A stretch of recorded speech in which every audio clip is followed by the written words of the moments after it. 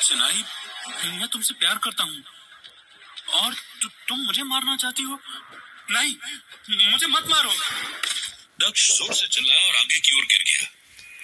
उसने बिस्तर की चादर को मुट्ठी से भींचते हुए समेट दिया और अचानक उठकर बैठ गया। उसकी आंखें खुली तो खुद को उसने एक कमरे में पाया। कमरे में लाइट्स डिम थी, पर दक्ष ने देखा कि उसकी बॉडी में कहीं कोई चोट वगैरह नहीं थी। खुद को कमरे में सेफ पाकर उसकी जान में जान आई थी। दक्ष ने सोचा, ओह, तो मैं एक सपना देख रहा था, महज एक सपना। दक्ष ने राहत की सांस ली और अपनी कुर्ते की आस्तीन से पसीना पूछने लगा। भले ही एक सपना था, लेकिन उसने सपने में जो देखा, दक्ष को उस पर शक हो रहा था। दक्ष के लिए यह मानना जरा मुश्किल था कि सपने में राजकुमारी चिनाई ने उस पर जो हमला किया था वो सच था।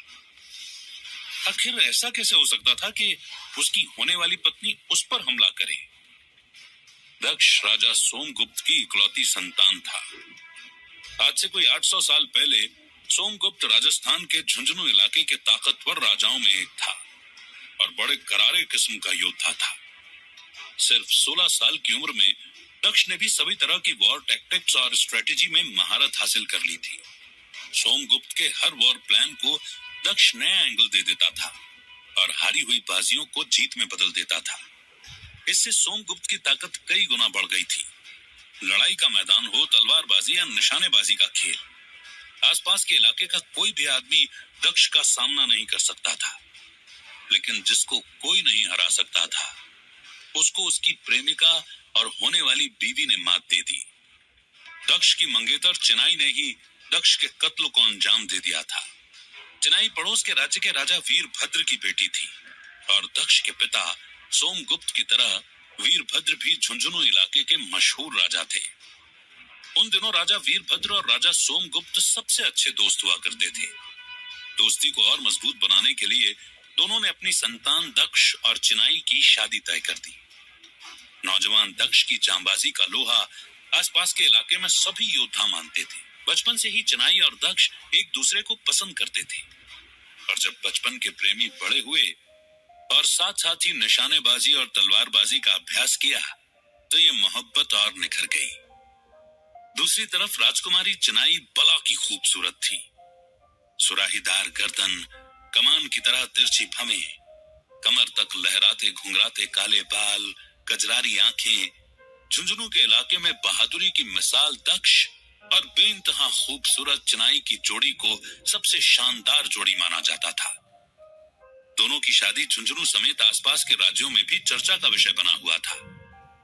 तब दक्ष को तो छोड़िए, किसी को भी ये कैसे लगता कि दक्ष के दिल की धड़कन बन चुकी चिनाई ही उसे मौत के घाट उतार देगी। बदकिस्मती से इतना बहादुर और जांबाज होकर भी दक्ष अपने कत्ल की योजना की भनक तक नहीं पा सका। उसे इस धोखेबाजी का जरा भी एहसास नहीं था। राजकुमार दक्ष को खत्म करने के बाद राजकुमारी चिनाई की जिंदगी ही अलग हो गई थी। उसने झुंझुनू के इलाके में सदियों से चली आ रही 9 रियासतों की परंपरा खत्म कर दी और अपना एक बड़ा एम्पायर खड़ा कर लिया।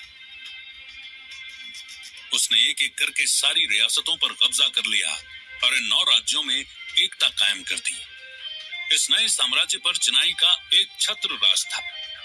राजकुमारी चिनाई अब महारानी चिनाई बन गई, जिसके नाम से ही झुंझुनू इलाके के लोग एकजुट हो जाते और उनमें जोश भर जाता।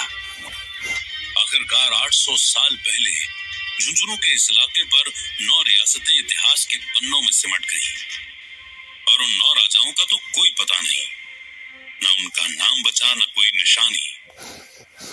उधर राजकुमार दक्ष की मौत के 800 साल बीत गए। उसकी कातिल महारानी चिनाई ने अपने एडमिनिस्ट्रेटिव स्किल से राजपूताने के इतिहास में अपना नाम सुनहरे अक्षरों में लिखवा लिया। उसका नाम अमर हो गया। सिर्फ वो रह गई और उसके आसपास का सब कुछ बदल गया। लेकिन उसके प्रेमी और मंगेतर दक्ष के मरते ही उसका परिवार बिखर गया। माँ, बाप, दोस्त सब के सब मारे गए। इधर दक्ष की परेशानी बढ़ती जा रही थी। आखिर उसने मुझे मारा क्यों? मेरे मंगेतर ने क्या सिर्फ गद्दी के लिए मुझे मार डाला? क्या मोहब्बत बस मौका परस्ती भर है? दक्ष इस बारे में जितना सोचता उसका कंफ्यूजन और भी बढ़ता जाता। वो पसीने से नहाया हुआ बिस्तर पर बड़ा सोच ही रहा था कि शाही कपड़ों में सजी एक नाजुक सी महिला कमरे में आई। उस औरत ने दक्ष की ओर चिंता से देखा और धीरे से पूछा, बेटा दक्ष, फिर से बुरा सपना देखा क्या? उस महिला का नाम था यशोधरा। यशोधरा इस जीवन में दक्ष की माँ थी, साथ ही पिंडारी सिटी के सेनापति मलिक की पत्नी भी। असल में यशोधरा और मलिक के बेटे की मौत आज से 3 दिन पहले एक बीमारी से हो गई थी और इस बीमार कमजोर बॉडी में घुस गई थी राजकुमार दक्ष की भटकती हुई आत्मा। राजकुमार दक्ष की भटकती हुई आत्मा जैसे ही मौत से हार चुके इस लड़के के शरीर में घुसी, इस लड़के की बॉडी फिर जी उठी। उसे दोबारा जिंदगी मिल गई और वो बॉडी तो लड़के की थी, पर दिमाग और आत्मा यानी कि उसकी सोच राजकुमार दक्ष की थी। संयोग इतना तगड़ा है कि जिस शरीर में राजकुमार की आत्मा ने डेरा जमाया, उस लड़के का नाम भी दक्ष ही है। जब दक्ष पहली बार इस डेड बॉडी में घुसा और इस बॉडी ने अपनी आंखें खोली, उस समय उसे कुछ समझ में नहीं आया। उसे यशोधरा की बातें समझने और उसी के मुताबिक जवाब देने में बहुत कोशिशें करनी पड़ी। किसी तरह से उसकी आंखों में देखकर समझने और समझाने की कोशिश कर रहा था। उसके लिए सब कुछ अलग था। फिर 3 दिनों के लिए तकरीबन चुपचाप रहने और सब कुछ माइन्यूटली ऑब्जर्व करने के बाद दक्ष ने धीरे धीरे महसूस किया कि यशोधरा का दिल एक प्यार से भरी माँ का दिल था, जो इस लड़के यानी कि दक्ष की चिंता में डूबी रहती है। जब भी दक्ष बुरे सपने के बाद चिल्लाकर जाग जाता था, यशोधरा दौड़ती हुई उसे देखने उसके कमरे में आ जाती थी। पिछली जिंदगी में दक्ष ने अपनी माँ को कभी नहीं देखा था। शायद जन्म देने के ठीक बाद उसकी माँ चल बसी थी। उसने कभी नहीं सोचा था कि अपनी ही प्रेमिका के हाथों मौत के घाट उतारे जाने के बाद फिर से किसी और शरीर में रहने का उसे मौका मिलेगा, जहां नई जिंदगी के साथ साथ उसे माँ की ममता का सुख भी मिलेगा। हर बात के लिए परवाह करने वाली और देखभाल में जुटी माँ का होना उसकी जिंदगी के सबसे सुखद एहसासों में से एक था। बिस्तर पर दक्ष सोच रहा था कि बदकिस्मती से वो माँ नहीं जानती कि उसका अपना बेटा 3 दिन पहले ही मर चुका है। अगर दक्ष ने उसे सच बताया तो शायद इस दुख से यशोधरा कभी उबर ना सके। इसीलिए दक्ष ने तय किया कि वो इस बारे में अपना मुंह बंद रखेगा और दिखावा करेगा कि ऐसा कुछ हुआ ही नहीं। हालांकि इस हैरत अंगेज घटना से 2 काम हुए थे। पहला, दक्ष को फिर जिंदगी मिली थी और यशोधरा दुनिया के सबसे बड़े गम से बच गई। यशोधरा की ओर देखते देखते दक्ष की आंखें भर आईं। दक्ष ने मुस्कुराते हुए माँ से कहा, बस एक सपना था माँ, चिंता मत करो। लाल रंग के गर्म दुशाले में लिपटी दुबली पतली यशोधरा दक्ष के बिस्तर पर बैठी रही। उसके माथे पर चिंता की लकीरें थी।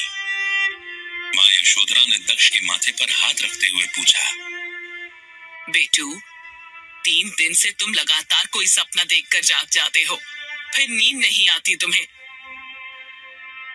दक्ष कुछ नहीं बोला। माँ ने दक्ष के माथे पर हाथ फेरते हुए फुसफुसा कर कहा, अच्छा, ये चिनाई कौन है? हर रात तुम उसी का नाम लेकर जागते हो।